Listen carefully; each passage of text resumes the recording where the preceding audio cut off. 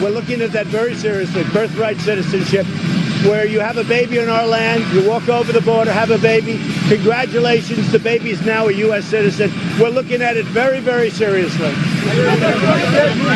I don't know how you found that out, but that's very good. We are looking at birthright citizenship very seriously. It's frankly ridiculous. I wonder what Ann Coulter thought about that, and it just so happens she was scheduled to be on today's show, so I couldn't be happier to be filling in for Larry today. My name is Chris Stigall, and Ann Coulter is our next guest. Ann, welcome back to the show. Good to talk to you again. Great to be on with you, Chris. I know you've had your differences. Certainly, it's fair to say with the president, you don't feel like he's done quite enough at the border. But how about this birthright citizenship issue? Does that please you? If he's indeed looking at it. Well, I was more excited when he said it in the summer of 2015, vowing to end it the day he became president. Fair enough. Okay. He brings it up every time he's facing an election, 2016, 2018. Now I guess he's starting to think about 2020. So let's leave his looking at it, talking about it, tweeting about it aside, and talk about the merits of the policy in the hopes that someday we will have a president, whether it's Trump or someone else. And Republicans in Congress, I mean, they could do it without him if they cared about the country. For one thing, everyone confuses, including our president here, birthright citizenship with anchor babies. I mean, birthright citizenship is a little bit questionable, but it was decided in a 1898 case by the Supreme Court. That means a child born to a legal immigrant, it automatically becomes a citizen. It involved a Chinese man who had been born here, and his parents went back, and we had all the Chinese Exclusion Act. So in 1819, I think I have that year right around then, the Supreme Court said, well, no, if you're born here, you're a citizen. Anchor babies are another kettle of fish altogether, as yes. I think most Americans suspected deep in their psyches. Our founding fathers did not write a provision in the Constitution anticipating that someday poverty-stricken Central Americans, Latin Americans would pour across our border at 8.5 months pregnant, drop a baby, and say, "Ha-ha, you didn't catch me. I get all the benefits of citizenship. My child's an American citizen." No, of course that didn't happen. Why would it happen? I keep demanding that liberals give me just one scenario. Don't care if it's a true scenario, any scenario in which the framers of the Constitution or of the 14th Amendment would be thinking about that. The 14th Amendment was, of course, written at the end of the Civil War. It had to do with the rights of newly freed slaves. And in fact, for another, 20, 30, 40 years, Indians weren't born with citizenship. Congress had to pass a law called the Indian, Citizenship and Naturalization Law or something like that I think it was like 1920s before Indians born on U.S. territory were considered citizens. So this is a total scam. It was slipped into a footnote by Justice Brennan in a 1982 case. It had nothing to do with the holding of the case. It is called dicta. It does not have the force of law. The reason it's all that has happened, Congress never deliberated this and thought, hey, I know, if a Chinese lady flies in at 8.5 months pregnant and drops a baby, and of course we taxpayers pay for it, surely that child should have all the incidents of citizenship, the benefits of auto citizenship. No, that never happened. Congress didn't pass a law specifically stating that. The Supreme Court has never stated that. Everyone just goes back to Justice Brennan's footnote, and some lower courts have said, oh, yeah, look at this footnote. So we all just act like it's true when It's not only not true, it's insane. So, of course, the president could just sign an executive order and end it. Another president could come in and sign an executive order unending it. So how about Congress pass a law saying, no, the children born to illegals were never intended to be auto citizens, should not be auto citizens, right. And this ought to be applied retroactively. We could save Social Security for the next 10 generations. And a guy that I haven't even heard from in years is all of a sudden out there chirping at the left wing, of all people, Harry Reid. is surfacing to say you guys are way over a cliff on this thing, which kind of amazes me that, of all people, Mr. Do Away with the Filibuster.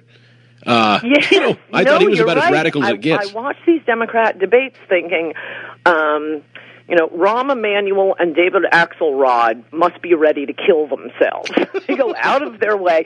I mean, maybe it's a fake out, but they go out of their way to run, patriotic military types. Axelrod's idea for winning the presidency is, let's get a guy with absolutely no record who speaks well.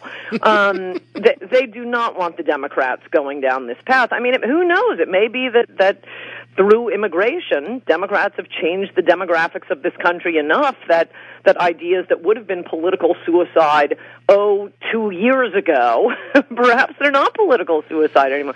And incidentally, it's not just Harry Reid. Two of the New York Times op-ed writers, obviously liberals, Tom Friedman, Frank Bruni, the former editor of the New Republic, and now I think he's at New York Magazine, Andrew Sullivan, also a liberal. All three of them in the past couple of months have come out and said, Democrats, you're for open borders. Knock it off. Are you insane? Yeah, and giving them all benefits when they get here, which is untenable. You tweeted out a story that Larry has been hot on, and appropriately so. Montgomery County, Maryland, an absolute hot mess, providing safe haven and shelter in a sanctuary county. Illegal alien charged with brutal rape, attempted murder. This just from yesterday. Kevin Mendoza, 26, illegal alien from Honduras, arrested this week after allegedly attacking a woman in Silver Spring, Maryland, brutally raping her. Police said captured entirely on surveillance footage and then attempted to murder her. Just another one in the sanctuary county of Montgomery, Maryland. Liberals are stupid, so I probably shouldn't even respond to this. But a lot of times people, when I retweet these stories of illegal aliens raping, killing, committing all kinds of crimes, they tweet back, like white men don't do this. No, you're missing the point. We'd love to deport our criminals. If we could get Mexico to take them, fantastic. But we can't. We have our own criminals. We don't need any more criminals. The madness of this is, I mean, even at Ellis Island, the one the immigration surge, everyone gets weepy and nostalgic over. Look, they got checked for tuberculosis and subversive ties. Here it's just opening up the border. Of course a lot of criminals are going to come in, and these are deaths that never needed to happen. These are rapes of little girls that never needed to happen. I had to ask you about the squad and this back and forth. Rashida Tlaib and Ilhan Omar, I haven't talked to you about it. I wonder, as you sit back and look at the way they seem to be going full tilt anti-Israel, what does that do to the political fortunes of the Democrat Party? And is that a help to Trump? Do you like the way Trump has conducted himself on this front? Yes, but not so much I don't think Trump is going to be sweeping the Jewish vote here. No. So not so much for the Israel point as for the immigration point. I mean, I do think a lot of Americans, whatever they think about immigration, we let in people from absolutely dysfunctional countries. Humanitarian aid. We're the most generous people on the face of the earth. Yes, come to America. We'll help you. We'll set you up in housing. We'll bring in your whole family. Not only are almost all of the cases frauds, but then to have them turn around and start bossing us around, I can't imagine immigrating to another country and bossing them around. Why did you come? Why are you accepting our assistance?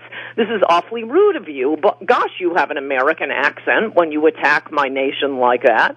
And I think that was a great thing for him to point out. I do object to the way the media, and then unfortunately Trump acceded to their point. It was the media who designated these four the squad. What he described in his tweet was people who come from utterly corrupt, dysfunctional governments come to our country and start criticizing us. He said, why don't you go back to your country, fix it, and then you can come and tell us what we can do to make our country a little bit better. Okay, well, that's definitely Ilhan Omar. There's an Indian congresswoman from, Seattle, someplace in the Pacific Northwest. I forget her name. I'm sorry, I'm throwing in Rashida Tlaib, second generation, is still pretty recent. I say wait about 3 generations before you start attacking America. But listen, Presley that the media threw in. Well, that would have been absurd if he had named her. She's an African American. She and her is descended from people who have been here for hundreds of years. It was stupid for him to accede to that, to Presley as being included in the people he was talking about. It most clearly excluded people like that. Sure, if you've been here, like I say, at least 3 generations. Okay, then you can attack America. But I really don't want to hear it from the first few generations. And your buddy Bill Maher is in a fist fight with Rashida Tlaib specifically over this boycott, divestment, sanction, this BDS movement. He says if you really believe if the House voted 318 to 17 to condemn the BDS movement, including 93% of Democrats, do you want to boycott 93% of your own party? He's warning. I mean, Maher is one of the sane Democrats trying to save them from themselves, it seems. Yes, but it's not working. It's always worth stirring up trouble among the various factions of the Democratic Party, and I mean, as long as Republicans take advantage of it, as Trump does. Learn from Trump Republicans. Don't learn the part about not keeping your promises, but learn all the other stuff about fighting back and also stirring up trouble for your opponents. I mean, so many of the factions of the Democratic Party would be at one another's throats if they weren't constantly reminded, no, the true enemy are traditional Americans. Yeah. The American white male. There's your enemy. Have you picked a Democrat yet? Have you decided? Have you coalesced around who you think their nominee will be, or are we too far out still? We're way too far out, though. In one of those way too far out predictions 2 years ago, I predicted Kamala. That bet is not looking good now, I admit. I mean, I think everybody kind of agrees, and maybe this will be, your listeners will laugh at this, but I assume it will be Biden, Kamala, or Warren. I can't see any of the others making it to the finish line.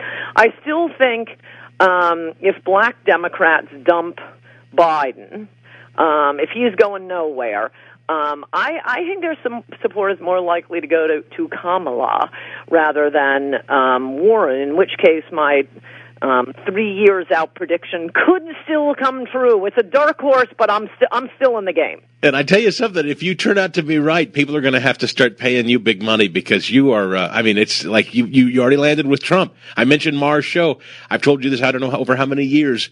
You're the one who famously, you sat there and took it as everybody chortled mightily when you predicted Donald Trump would win. Well, before we even, I was still 15, 16 people in the race at that point, and you called it then. So. Yes, just days after he announced. I've been waiting my whole life for somebody to start talking about immigration. AnnCoulter.com, the website. You want to mention anything I need to mention before we go today? You've got a column out, I'm sure, or about to. I have a Boffo column. You can go to AnnCoulter.com or Daily Caller, Breitbart. It's all over the web, Yahoo News.